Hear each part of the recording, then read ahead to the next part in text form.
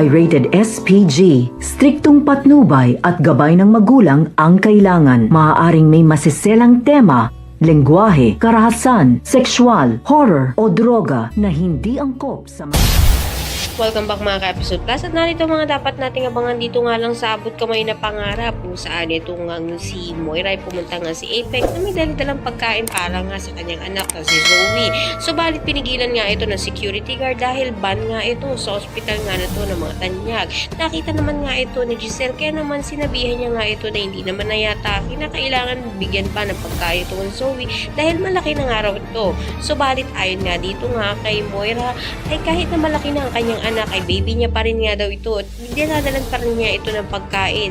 Samantalang siya nga raw ay wala nga siyang anak at pinamigay niya ito kaya naman nasaktan nga ito nga si Giselle. Sa kabilang banda naman nga itong babae na bagong karakter ay malaking posibilidad na may ugnayan dito nga kay Giselle dahil parang hinihiling nga niya dito na sana nga raw ito na nga lang ang nakaratay sa kama at nag-aagaw buhay.